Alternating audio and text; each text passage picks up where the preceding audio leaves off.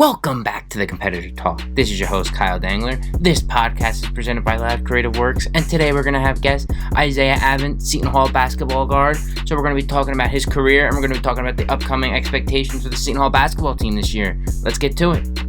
How are you doing? I'm doing good. How you doing?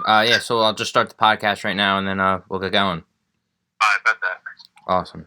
Yeah, so just starting off, you walked on last year. Can you just tell us a little bit about like the process that you had to go through? Last year, for being a walk-on? Yeah. Well, last year was my first year officially playing for Seton Hall. I mean, I was around the program when I first got there my sophomore year. And I wasn't eligible to play for the team. So it was a hard process that year, getting on the team and everything. But it was a good thing that I knew the coaches and I knew the players as well because they all welcomed me as a family. So the process, becoming a walk-on when I started playing, was easy because I knew the players, I knew the coaches and everything. Definitely. Yeah, so you sat out your sophomore year and then you were on the team last year? Correct, yes. Yeah, so did you have to sit out just because of like academics or like what happened? Just trying to get on the and academics as well. All right, I came from Harvard University in Connecticut. Right. Yeah, I saw that. So did you play there or did you kind of just were you going to school? I practiced a little bit with the team, but I didn't like play on as in like games and everything. All right. Yeah, so what made you want to kind of transfer to Seton Hall and, join the basketball team? Was it more of your father? I know he played there, or was it just more of like the passion of the game? I think it's everything that you just said. It was this passion of the game, and it's a different level. I came from a team that was in the American East to the Big East, and knowing that my father played for the school, I knew he'd been happy. And I'm from New Jersey originally, so I knew coming back home would be a good thing as well. Definitely. Yeah, so just going through like the recruiting process in high school, did you know kind of that you were going to go to a smaller school and then, try to build up your aspirations and join a big program like Seton Hall in the Big East? Or were you always kind of with the mindset of, like, were you unsure? Or? At first, when I entered college, I wasn't really sure of what I was going to do. But after my freshman and sophomore year of high school, I knew I could play on a Division I level. And then I got offered to this top 100 NBA camp. Yeah, I saw that. I knew that I could compete with a lot of players that's ranked and everything after coming from that camp. So I knew that I could have played Division I. I just didn't know where at. But leading up into college, practicing with the team and everything, I knew that I could compete on the level. So it just gradually just came to me that Seton Hall was a good fit. Definitely, yeah. So just kind of, like put us through the process of like an everyday college athlete. Like, do you have a routine in the morning and then like class, or then? So what do you do? Depending on your class schedule, sometimes throughout the season you have a lift. Coach always runs us the lift because he knows that we're losing a lot of weight during practice and during games and stuff. So he wants us to maintain our strength. So we usually have a lift in the morning, and sometimes we'll have like an individual workout as a team. Okay. So we get shots up and skill work, and we do skill work and everything. And then that's just like the morning itself. And then sometimes you'll have a 10 o'clock class or 11 o'clock class. Okay. And then after that, you'll have your practice around 3 o'clock. And if you don't have a night class, which most people do have a team, we have a night class. So after practice, we usually go to class as well for our night class. So usually our day it starts at like 7 o'clock or 8 o'clock for us with the lift.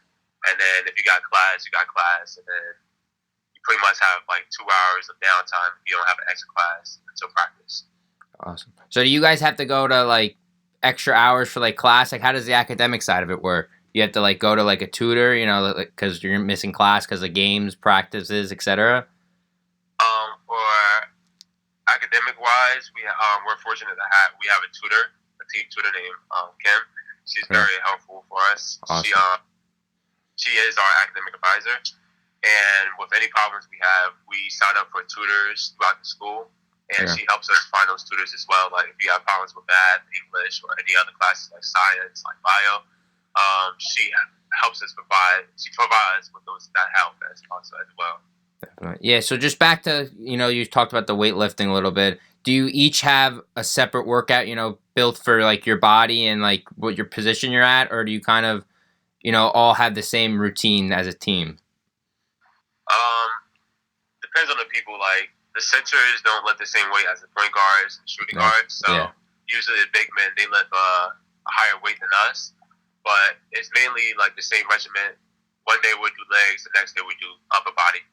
So with the weight, everybody's pretty much at the same. Like the bigs at the same and the guards at the same. You'll find a few people that's like 10 pounds higher than other people lifting wise, but we all pretty much stayed around the same like area with the weights. Definitely, yeah. So just talking about, I know your father was very famous at Seton Hall, playing wise and stuff. Was he kind of your role model growing up of like what you wanted to aspire as a basketball player? Yeah, of course. He went to a championship in every level of basketball, from high school going on to his professional year. So he just set a high standard for me growing up, because it's hard to see somebody that went to the NBA championship, the college NBA championship, and then also won the Big East championship as well. So he set a high standard, and he definitely was a role model for me as well. Awesome. Yeah. So just talking about the team, do you guys have like set practices now, or are you kind of all doing like your own individual workouts, or is the team together right now? As of right now, we're off break until July 8th. That's when we start practice up again. We have been practicing as of late this summer.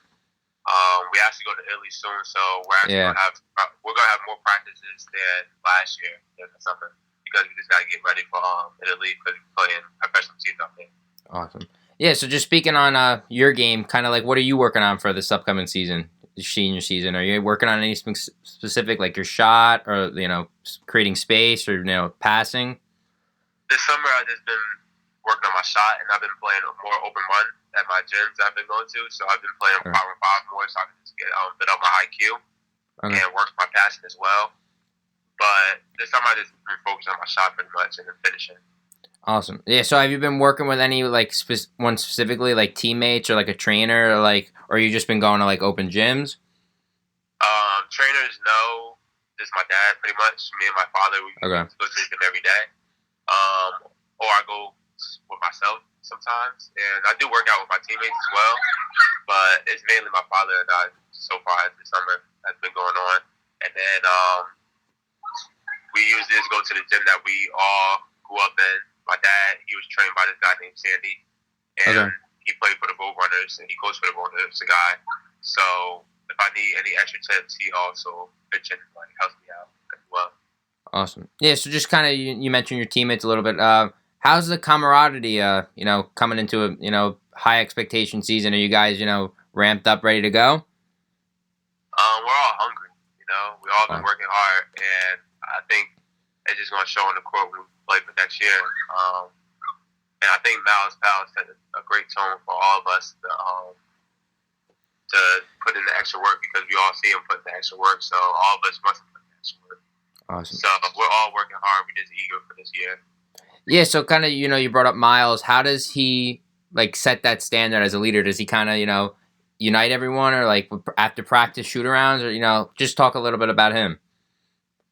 You just gotta look at him. He puts in the work. He don't talk back to the coach. He's respectful. Yeah. He's a team leader. He just always talks to people, motivating people, leading people, saying "Yo, shoot the shot, be open. If you miss it, great. You still shot it." So he's just a great team leader overall. He's a great people person as well. Awesome. Yeah. So I know you brought up Italy, and then I know you go to the Bahamas. So just you guys excited for those 2 opportunities? Because I know last year you went out to California, but the battle for Atlantis and the Italy trip are kind of more high standards. So are you guys more excited for them? I believe most of us is all excited for both of them, because most of us hasn't been outside the country. And for me, I've been fortunate enough to go to China and Toronto, but being able to go to Italy for basketball with your basketball team is something different, and something that you always got to cherish. I know for me, I haven't been to Italy, and Bahamas I haven't been either, so this would be definitely something great for me. Definitely. Yeah, because I know the battle for Atlantis, so they announced the teams, and I mean, it's a pretty stacked kind of tournament. It's definitely going to be something to look for. Do you have any expectations for the tournament specifically, or? I just wanted to go all out. Oh, wow. give it our best and try to win it all. Yeah. Much. Now in Italy, you go for a week then, and you're playing We go to professional Italy teams. for 9 days. We go from the 7th until the 16th. Awesome. And then you guys are just playing professional teams over there. Yes, we go to 3 different cities and we play 3 teams in those different cities. Awesome. Yeah. So then, just kind of, I go to Seton Hall too. So I just, wondering, what's your expectation for this season? For the season, I mean, last year we did a lot of things that people didn't expect for us to do, but we knew we could have done it as a group, collectively. We knew that we could have made it. We made it those places because we knew that we could. So for this year, I don't see anything being different. We want to win a Big East championship, so we're going to try to win that, and we want to make it as far as we can in the March Madness tournament. So we're just going to try to do all that together in 1 year. Yeah. Now, I know in the Big East, a lot's changed. A couple of people have transferred. Is there any specific team you're looking at saying, like this is going to be like our toughest battle? I haven't really looked at the teams and looked at like the rosters fully, but I know the Big East is like one of the most competitive conferences, and they're always going to be great teams from top to bottom. So yeah, for us, I don't think it's like one team that we're more eager to play against. It's just we want to beat every team. Awesome. Yeah, so speaking about the team, is there anyone specific we should watch out for, making like good strides and improvements? Like someone under the radar? I mean, I would say everybody's making improvements, but Jared Roden has been doing very, very well this summer. Awesome. Yes. Definitely. Yeah, so just speaking about Seton Hall, is there anything specific, you're looking forward to this final year? Like just earlier, I want us to win the Big East championship, and I want us to go as far as we can in March Madness. Definitely. So those are 2 things I'm looking for. Those are your mindset? Yes. Definitely. Yeah. So do you like any specific stuff about Seton Hall, like the campus or anything? Just speaking about that. I always was into small campuses, so that was one thing I was looking at when I always wanted to go to college. So I like the close-knit campus that we had, and it seems like the whole campus is a family united. Outside the basketball team, everybody seems like it's just like a family. Everybody's respectful. They're all cool with one another. So it's just like a great campus to be around. Definitely. So do you know, just after, your final season at Seton Hall, do you plan on, what's your major? What are you trying to look forward to after? As of right now, I'm studying criminal justice. Okay. I do plan on getting my master's for psychology. Okay. Are you planning on going to Seton Hall for that? Or are you not sure? I haven't really given like a full thought about it as of now, but I probably would go through Seton Hall with psychology for my master's. Okay. But after I graduate, I'm looking to go overseas or try to make it in the G League. So I'm trying to list 2 things out. Now, when you go for your master's, do you have eligibility for to play another year? No, I would not. All right. So this is your final year? Yes, correct. Awesome. Yeah. Well, thanks for your time and good luck this year. Thank you for having me. Yeah. Thank you. Yeah. Hopefully I'll see you around. Take care. You too. Bye. Community Talk. For today's podcast episode, we would just like to send our condolences to Tyler Skaggs' family. He was a former MLB pitcher who died on July 1st, 2019 suddenly, and we would just like to send our condolences and wish them all the luck in the recovery. Now we're just going to be talking about NBA free agency with Brian McMillan from Seton Hall University. He has his own Instagram page called Shot Clock Sports, and we're just going to be discussing the moves that have been made so far in free agency with Brooklyn, D'Angelo Russell going to the Warriors, the Lakers adding Anthony Davis. So it should be a good, interesting talk. So we're going to give him a call right now. Hey, what's going on, man? What's going on? How you doing? Good, how are you? Good. Yeah, so we're just on the podcast right now, and we'll just get right into it. Okay, good. All right, awesome. Yeah, so just, probably start off with, close to home team Brooklyn. They just got KD, Kyrie Irving, DeAndre Jordan. Any thoughts on that? Oh, man, as a Nets fan, I couldn't be more excited. This is the first time ever in the history of the NBA that the Nets are finally seen by the entire NBA, fans, players, as the superior franchise over the New York Knicks. And never have I, as long as I have been a fan, have the Nets been able to acquire a free agent of the level of Kevin Durant. Absolutely. Yeah, I mean, this is probably, this might be too early to say, but he could be already the greatest Brooklyn Net or Net player in franchise history. I mean, just looking at it. Well, I would say if he comes back as healthy as he was last year, there's no doubt he's the greatest Brooklyn Net ever. Without a doubt. Brook Lopez right now is our all-time leading scorer, so there's not too much competition. You got Vince Carter, you got Jason Kidd. Yeah. But, it's easily Kevin Durant. Definitely. So do you think, I know obviously Kevin Durant will be out most of the year. Do you think that, Kyrie Irving and DeAndre Jordan can, get them to the playoffs? Oh, yeah, 100%. We got to the playoffs last year. I think we could do it again. I think in a lot of ways we're going to be Celtics 2.0, like the Celtics were last year with Kyrie. I don't expect us to go to an NBA Finals. I think the Bucks are better than us. I think the Sixers are a lot better than us. Yeah. I think we're going to be on the level of the Celtics. The Celtics are going to be next year. They're looking nice. They just picked the best Cannon. I think honestly 45-50 wins, 4th seed, 5th seed, maybe 3rd seed. But we're not going to be finals contenders until KD comes back, in my opinion. All right. Now, do you think he'll be back for the playoffs? I mean, I know, like, if he comes back for the playoffs, say, do you think they can actually make it to the championship? Yes, because I would say with not a lot of players that's possible, but with Kevin Durant, because of the stature of the kind of player he is, not only that, but I feel like you could easily, put him into our lineup and have it flow and have there be a chemistry. I don't think you need a lot of time to learn how to play with Kevin Durant. I think he's one of the easiest superstars to play with just because, you saw him on Golden State, how quickly he meshed with them. He's a good teammate. Definitely. Yeah, so just going off of that, I mean, everyone's highlighting the fact that they got Kyrie Irving and they got DeAndre Jordan, but just kind of, behind the scenes, you see guys like Jared Allen who's going to have to kind of take a step back. Do you think that's going to affect him in any way? Yeah, it's interesting because I think one of the biggest stories with the Brooklyn Nets this offseason is kind of how they traded away what they had last year to bring in KD, to bring in Kyrie, to bring in Jordan.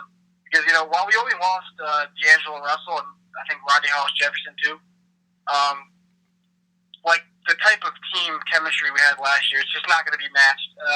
We were just known as the team who had the most heart and played with the most grit. And, we were known for developing young guys. And it's not, the younger guys are just going to take a backseat. It's unfortunate. I don't think for Jared Allen his growth is going to be stunted too much. I think learning from DeAndre Jordan is going to be good for him. And DeAndre Jordan's only on a 2 or 3 year deal, so as soon as he's gone, Jared Allen will enter his prime, and I think by then, Jared Allen could take the role as our starting center. Definitely. No, yeah, because just, Jared Allen, I mean, he's been an up-and-coming, rising center. I mean, he didn't take the focal point, but he was kind of like D'Angelo Russell's, like, almost sidekick, I would say. So, it's going to be interesting it'll be interesting how they use him. So just kind of, building off of that, do you have any idea or any, like, personal preference or where you want Kawhi to go? Kawhi is interesting. I would love him to stay in Toronto, even though he'd be a big competitor to the Nets in the Eastern Conference. I think he's an even bigger threat, obviously, with the Lakers. I mean, Kawhi, LeBron, and AD, that's a cheat code. I think we can all agree with that. Absolutely. That's a super team we've never seen it before. The Warriors can't even match that. KD Warriors. I don't think anybody other than Lakers fans wants to see that. At least I hope not, because if you're an NBA fan, your team's screwed playing against that team. No, yeah, just because I know Stephen A. Smith probably said it best today. I mean, it's almost, why show up to the arena kind of like mentality. I mean, if you're playing against those three with the Lakers. So, I just think personally, either staying in Toronto or even if he wants to go home, I mean, I would go to just the Clippers, kind of like balance the power because, like you said, the Lakers, if he's on there, I mean, it's even better than the Warriors teams. You can make an argument. Yeah. I would love to see Kawhi in the Clippers. I think he's a great fit there. I love the Clippers team. They remind me a lot of the Nets last year. Yes. They're a young team that plays with grit, plays with a lot of heart. And, Yeah, I think he'd be great in the Clippers. There was a report today that came out that he wouldn't even consider them anymore, which is kind of upsetting. Wow. But I hope he does, because I would love to see Kawhi in the Clippers just as much as I'd love to see him on the Raptors. Absolutely. Yeah, so just kind of, the other storylines. D'Angelo Russell doing a sign and trade to the Warriors. Any thoughts on how he'll mesh with Steph Curry? Well, first thing, I hate to see D'Angelo go as a Nets fan. Yeah. If I had it my way, it would be D'Lo, KD, DeAndre. I think D'Angelo's got more upside than Kyrie. I think Wow. Kyrie's got a lot of problems playing with other players, and he's known to have an attitude with the media. He's a phenomenal player, but I think D'Angelo has more upside. As for his ability to fit with the Warriors, I don't see it personally. I mean, is D'Angelo going to play shooting guard? He'd be kind of an undersized shooting guard. He's going to point guard his whole NBA career. I know he played shooting guard in high school. Then you have to play Clay at small forward, and he'd be running the ultimate small ball. I think that the reports that came out today that they trade D'Angelo, I think that's what's going to end up happening, because I just don't see how Steve Kerr fits D'Angelo in their lineup. All right. So you think actually the Warriors are going to also trade him? I'm sorry? You think he's going to get traded again, or? Yeah, I think the Warriors basically said, we're going to have to get rid of KD. Let's get something for him. And then we're going to use D'Angelo to try to trade for someone that fits better. I think that's what's going to end up happening. All right, yeah. No, yeah, because, kind of seeing like D'Angelo Russell, he's a great player and all, but, even I can't really see him playing as a Warrior just alongside them. I mean, it's just another, guard. I mean, you kind of have like the Splash Brothers, you can argue, two of the best shooters of all time. I mean, you bring in D'Angelo Russell. Yeah, Steph Curry can play off the ball, get open space, get picks and stuff. But, I mean, at the end of the day, you want Steph Curry as point guard with the ball in his hand. Oh, yeah, I would agree. And that's an interesting point. Like maybe D'Angelo and Steph Curry could be the Splash Brothers next year. I forgot Klay Thompson's not even going to be playing. Yeah. Maybe they just want D'Angelo for a year to try to compete again. Definitely. That's another interesting thing to think about. Yeah, and just, even if when he comes back, Klay, I'm just thinking in my head, I mean, it could even be a possibility that D'Angelo Russell comes off the bench, which, I mean, he's way better than, kind of a bench role. So I agree with you with that the Warriors should probably trade him, at least after the year. Yeah, I mean, if Klay comes back, I don't see them. Yeah, it's just a bad fit. Small ball. Yeah. You have to play the bench. But I also don't see. I know D'Angelo, as a Nets fan, I don't see him willing to accept the bench role. No. I mean, he was an all-star. I heard Timberwolves, that would be an interesting proposition. Yeah, I did hear that was the number one team on his own personal list, so should be interesting. So just kind of building off of that, I mean, we talked about Brooklyn, talked about LA, talked about the Warriors. Just going back, to the East Coast, the New York Knicks. I mean, they were supposedly, the ones getting Kevin Durant and Kyrie Irving. They were going to be, have the Mecca of the world kind of thing. Yeah. Just Stephen A. Smith, I mean, today on First Take, said it was, the worst day in Knicks franchise history. How do you feel about the Knicks? Oh yeah, well I think Stephen A. summed it up. He posted something and crying. Just I think he summed it up perfectly. How Knicks fans are feeling, and it's definitely a terrible loss for the Knicks. Not to get KD, not to get Kyrie after all of this hype, after all of this build up, after kind of trading Porzingis so easily because they wanted that cap space for this offseason. But it's not all bad. I think they made some good moves this offseason. They signed some good young guys, Bobby Portis, Julius Randle. And the great thing they did was sign them to 2-year deals. So basically what I can tell that they're doing is they're signing these guys to 2-year deals so that by the time 2021 free agency rolls around, which is going to be a pretty stacked free agency, they can try to make another splash. Try again. Definitely. Yeah, I mean, the Julius Randle, he's coming off a career year, obviously 21 points, 9 rebounds a game. I mean, he definitely, someone that can fit there and deserves the money. But some of those other moves they made today, like Wayne Ellington, even I don't know, like Bobby Portis. I mean, just like in New York, I mean, I feel like there might be a problem there. I mean, Bobby Portis can be a good player, but I mean, it's going to be another bad year for the Knicks. Oh yeah, I would agree. I don't expect anything more than if it's a great year for them, it's 25 wins. Even R.J. Barrett, I mean, like, I don't think he can't lead a franchise. Yeah. At least in his rookie year. You never know how he plays, but I would agree with you. He's not ready to lead a franchise. Definitely. Not proven yet. Yeah, so just kind of with the Celtics, I mean, Kemba Walker's going there now, replacing the reins as point guard for Kyrie Irving. Do you think a lot of people have been speculating that actually Kemba Walker's a better fit for the Celtics? Do you have any, do you agree with that? Have any comments about it? Oh, yeah, I agree entirely. I think the Celtics are going to be a better team next year. Even getting rid of Horford, I think Enes Kanter is an upgrade from Horford. Okay. Horford's a great player, don't get me wrong, but as he's getting older, Enes Kanter's a little bit younger. Enes Kanter's a guy in the playoffs that can, bring you some grit and some fire. He's going to get into everyone's face. He's going to talk a lot of smack. And he's a great scorer, inside scorer, one of the best scoring big men in the league, in my opinion. He just has unlimited range of moves in the paint. Yeah. And then I like Kemba Walker over Kyrie. I really do. I think Kemba's a team player. I'm very excited to see Kemba finally be in the playoffs. Yeah. And with Gordon Hayward, set to be a little bit better from his injury, with Jason Tatum, Jaylen Brown getting better. Jason Tatum, Jaylen Brown. The sky's the limit for those guys, especially Jason Tatum. So a lot of people are kind of undermining the Celtics. I think for the Celtics, they have a ton of potential in the coming years. They need they're, in my opinion, one piece away from a championship team. Definitely. I mean, and you look at the Celtics roster right now, I mean, Enes Kanter, I mean, he might not be the scoring center, but, Al Horford having the ball in his hands, they already have so many playmakers on their team that they don't really need a center who, he doesn't need to take shots. And then, you look even, you mentioned Tatum, Brown, Kemba, and Kanter, but, I mean, 2 years ago, they signed Gordon Hayward to a monster deal, all-star. He kind of came on at the end of the year. So, I mean, if he gets back to, that all-star quality player, I mean, you're looking at 5 great players in their starting lineup. Yeah. I think once you get rid of Kyrie, one thing that everyone on that team is there's no really egos. I think everyone there will mesh well. They all want to play as a team, and they all want to win. I think with Kyrie, there was just too much drama going on behind the scenes. I think Kyrie wanted too much to have the ball in his hands all the time. Yeah. And I personally wasn't a fan of that.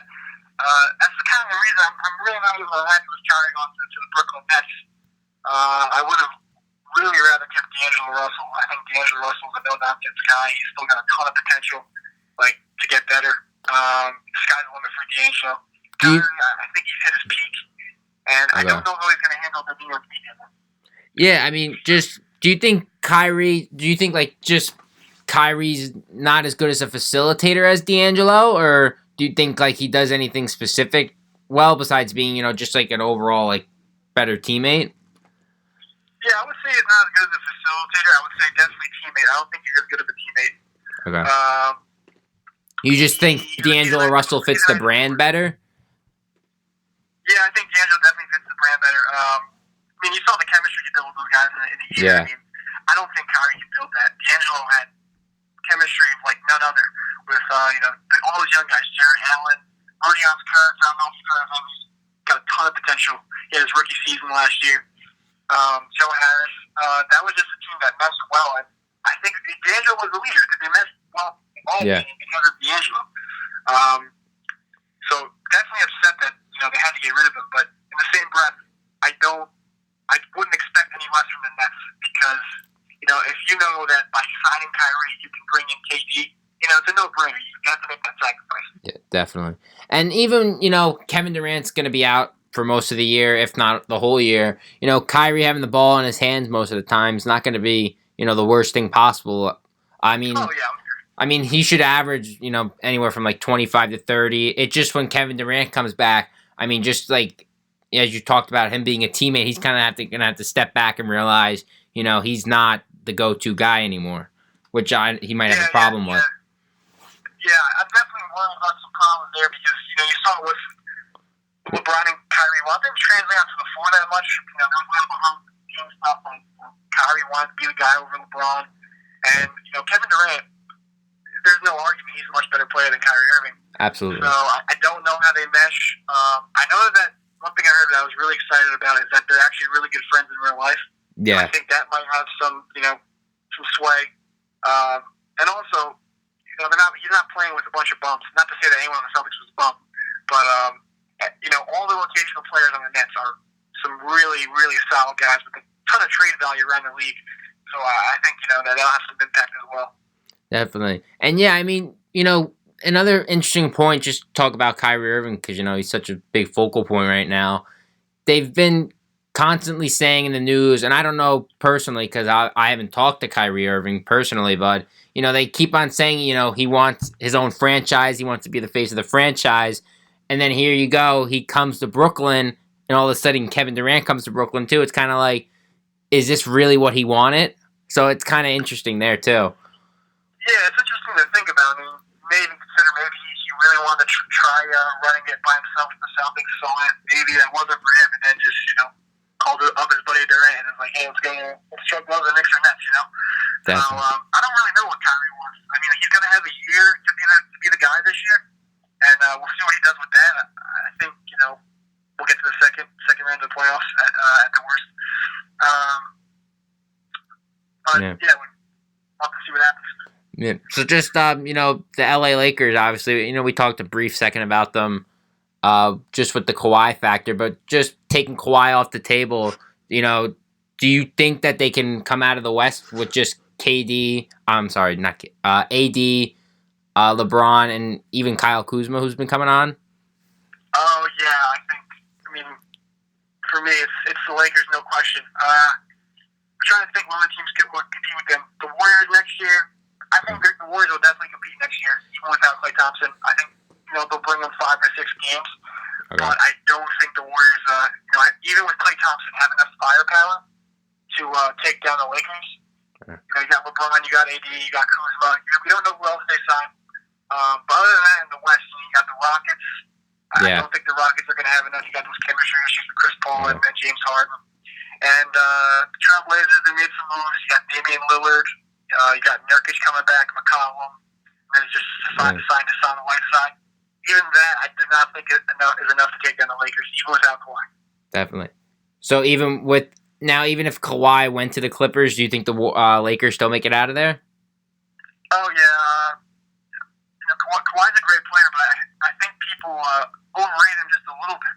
Okay. I think the Raptors were an insanely talented team. People Absolutely, yeah. had this notion that he was he carried them in the way that LeBron carried the Cavaliers a year ago, and I don't think that's true. Kyle Lowry was an all-star. Everyone says Kyle Lowry's an all-star. He was an all-star.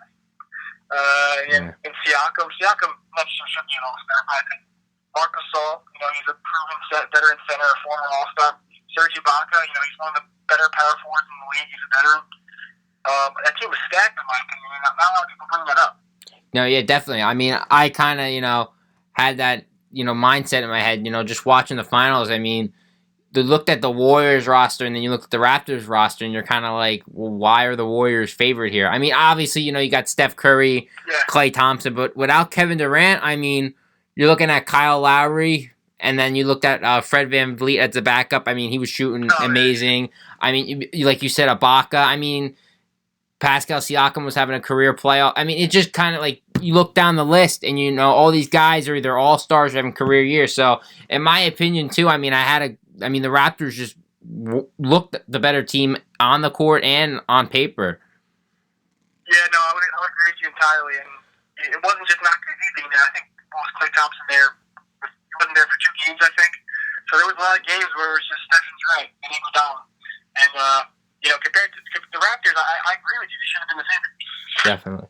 Yeah, so just talking about we talked about most of like the big franchises that have made moves so far, but just one of the last teams I wanted to touch on was 76ers, because they made a few interesting moves getting Tobias Harris. They got him back, and then doing the sign and trade with Jimmy Butler, which brought them Josh Richardson, and then an interesting move I thought we touched on him a little bit earlier, Al Horford, to either play alongside Embiid or be his backup. I was kind of a little confused with that signing.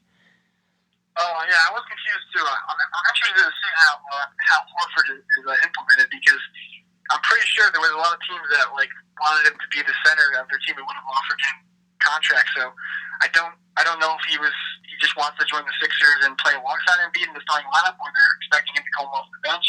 Yeah. It's hard to say. Yeah. But, my expectations for the Sixers, I think they'll go to the Eastern Conference Finals next year. I think they'll face the Bucks. Okay. If Kawhi leaves.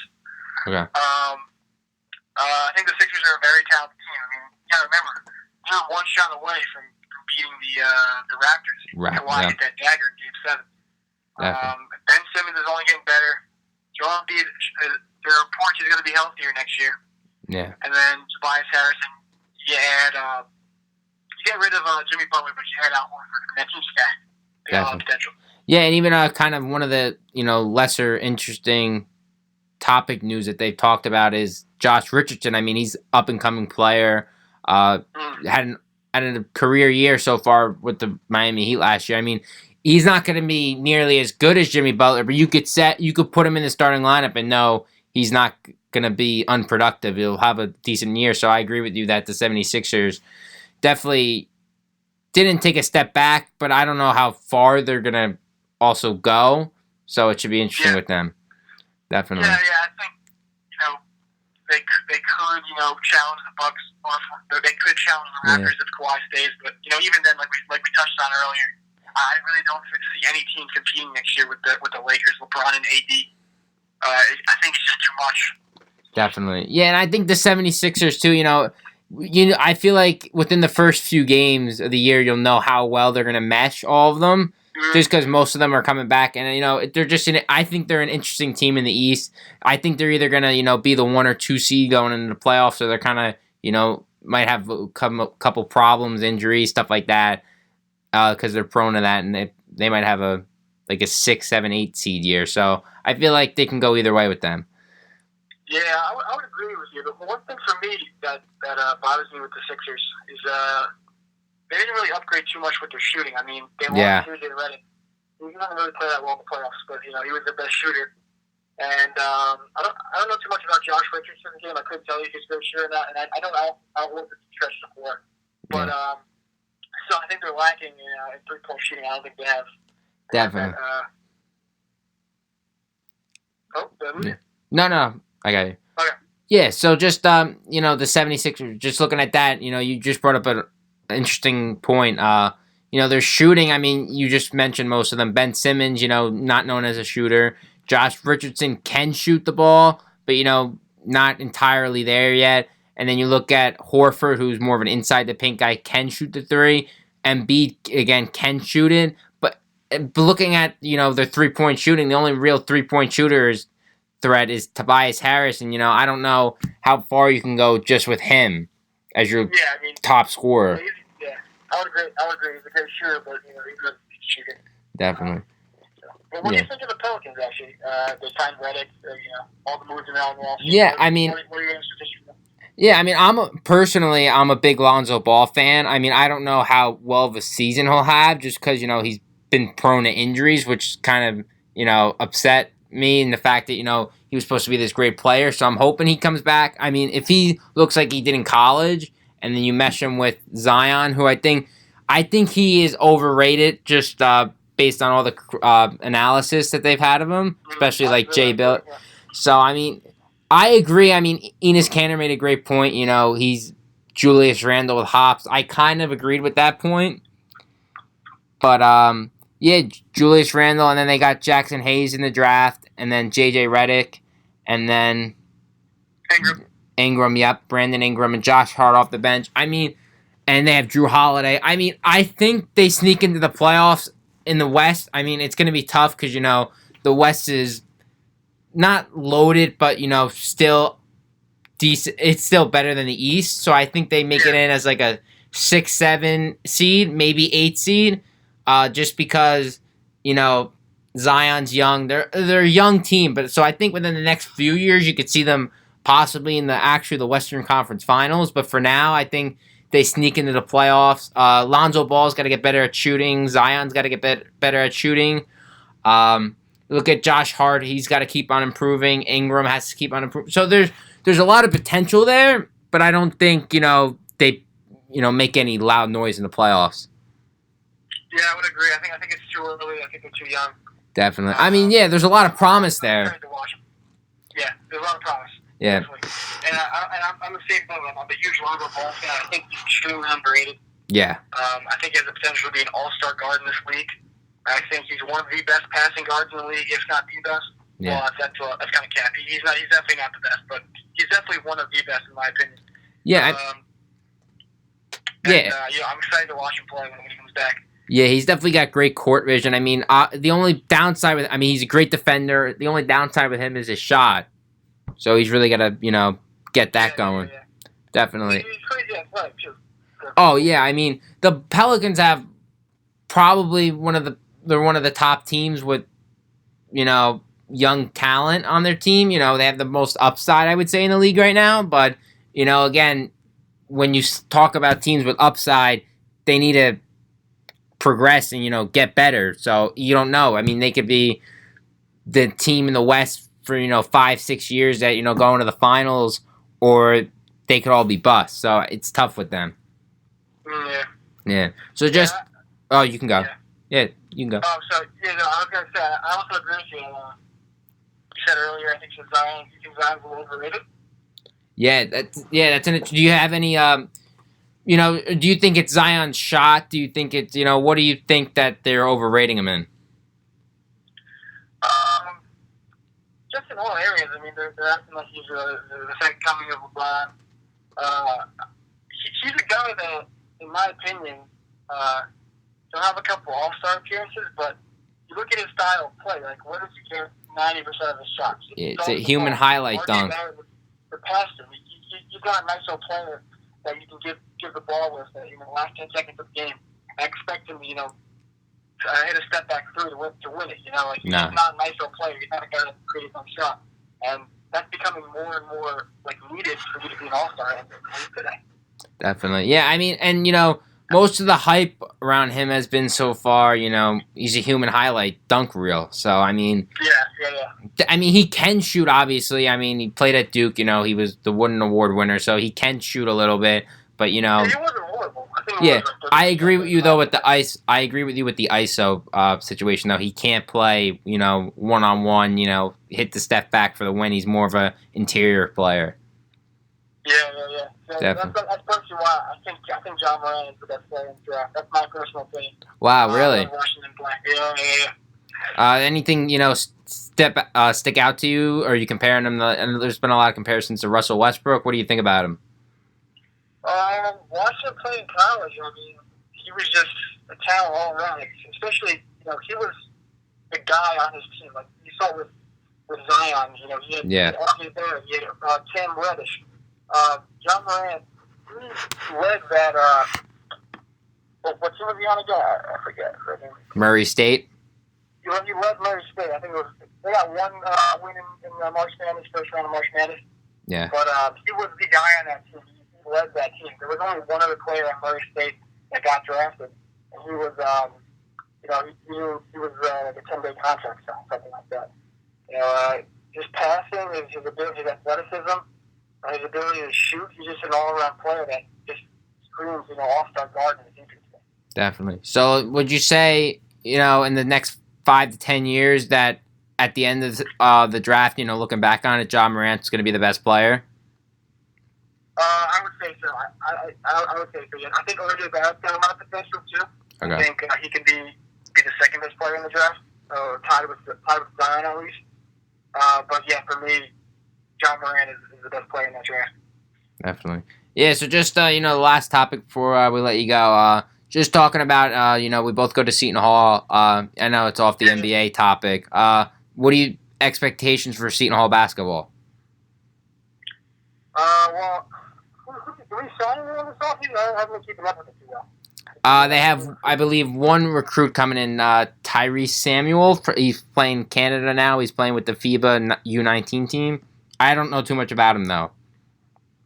Okay, yeah, well, next season, yeah, what's CBS rank? We were supposed to be like Fall of the Nation or something like that? Yeah, around there. Definitely at the end of last year, showing a lot of promise. I love Willard as a coach. He's one of my favorite coaches to watch in college basketball. Coaching is one of the main reasons that I even really like college basketball because you see all these these coaches that just make great late game decisions.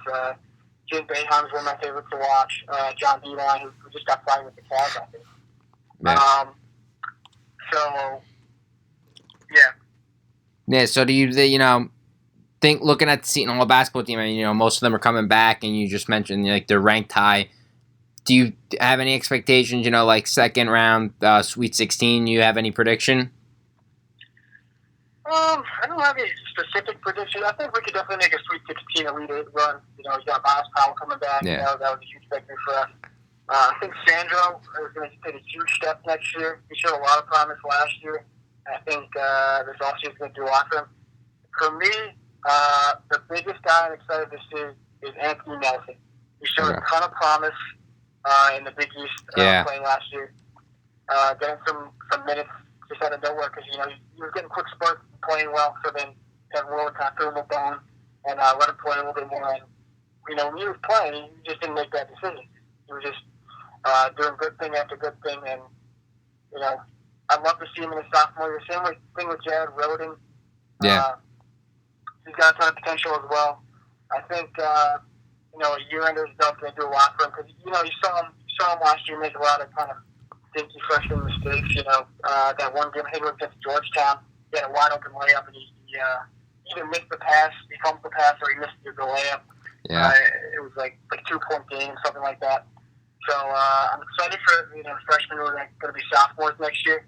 Yeah. Sandro, Miles Powell, obviously. If you know me, I'm not a big fan of Quincy McKnight. I don't think he should be our starting guard next year. I don't know what your thoughts are on that. Quincy McKnight, he brings like a veteran presence. He can't really shoot though, which is the problem. He's more kind of just, brings the ball up, passes it to Powell, kind of stands in the corner. I think he's a great defender, but offensively, I think he lacks. Where Anthony Nelson, I think, is not afraid to go to the rim, so it's interesting. Yeah, I would agree. He's a great defender, but in the same breath, when there were games where he would have 10 or more points, we would almost always win whenever he was involved offensively. Yeah, and not a good free throw shooter. I think he's more of a backup guy, personally. That's just my opinion. I don't think he's a starter. Yeah, I agree with you. Maybe we'll see. You never know. Like mid-year, towards the end of the year, Anthony Nelson, if he's playing well, could take over the starting role. And it was interesting too. I was talking with one of the players today, Asiah Avon, one of the players on the Seton Hall team, and he mentioned, just watching, the guys practice, seeing them play this summer. He said, actually, I asked them about, who's under the radar, and he said Jared Roden's been shooting the ball extremely well, playing well, so, maybe he takes a step up and, becomes that scorer alongside Powell, because, Kale had some streaky, he was streaky, maybe Jared Roden becomes a consistent number 2 scorer. Yeah. We definitely. That's something we were lacking last year, was just a consistent second option. Yeah. Miles Kale was supposed to be that guy, and he, like you said, he was a lot, but he was just too streaky to be consistent. Who's that guy on from Florida State that transfer got? Oh yeah, that's all. Great point to bring up. Billy, his name is E.K. Abuji or something. I don't know how to pronounce it. Yeah. He's supposed to be good as well. I haven't looked into him too much, so I couldn't really speak on it. Yeah, I saw he made it to I saw he made it to the Elite 8 with Florida State back in his freshman year. I remember that one. Big shot blocker, I think, 7'1", 7 foot. I'm excited to see him as well. Oh yeah, definitely. Definitely. So, Miles Powell expectation. I'm curious. We'll see what you think. Expectation wise? Yeah. So, do you think he's the best player in the Big East next year? Personally, just watching him play, watching him progress, because I've always been a big Seton Hall fan. Watching him freshman year closely till now. He's made tremendous strides. Physically and mentally. He's a tough grit player, and freshman sophomore year, I think he learned a lot. From like Kadeem Carrington, Desi Rodriguez, Angel Delgado. So and his shot, you see him in the gym every day working hard. I think he takes the reins next year as the Big East Player of the Year. I mean, Marcus Howard had a great year, but I mean, Miles Powell. I don't think he deserved it. Yeah, Miles Powell's stock, I mean, has just been consistently going up at a rapid rate. Look at a lot of the other teams in the Big East are, younger, more like up and coming teams where, Villanova doesn't have that big guy next year. So I think Miles Powell is the most dominant and should be the Big East Player of the Year. I think he should average around 25, have like 5 assists a game, maybe like 4 rebounds. I think he should, at least average 25, and he should lead the Big East.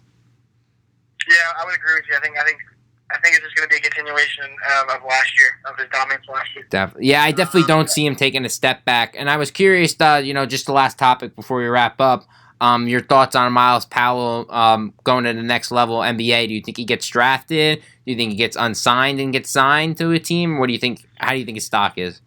So if he would have entered the draft this year, I don't think he would have got drafted. I think he definitely would have got a 10-day contract. I think he would have played in the G League, like Isaiah Whitehead did for a while. But Isaiah Whitehead did get drafted, just to reiterate. He got drafted by the Nets, I think. Yeah. I think he'd probably be in the G League for a while. I don't know if an NBA team would take a chance on him for a little while, but I think next year he'd have a legitimate chance. Okay. Depending on how he plays. Yeah. I think he is an NBA caliber player. I think he could be, a great six man off the bench. I don't think he has the ability to start. No. But I think he could be like a Lou Williams type player, a guy who just is a microwave off the bench. Definitely, yeah, and I think just from a pure shooting standpoint, because that's definitely his best attribute, like a Fred VanVleet type thing. I can definitely even that that's a good comparison. Definitely, yeah. So just before we wrap up this last topic, I know you asked me if I think Miles Powell, will be the Big East Player of the Year. Do you think he will? I think so. Definitely. All right. Well, awesome, man. Thanks for coming on the podcast, and hope to see you soon. I know I mentioned in the beginning your Instagram page, Shot Clock Sports. We'll tag you in the we'll tag you in the podcast episode when it comes out, and good talking to you. Okay, great, man. Thanks for having me. Thanks. I love hearing the podcast. You guys do a good job. Thank you. Have a good day. See you, man. See you. Well, that's wrapping up with Brian McMillan, Seton Hall University sophomore. So, have a good night.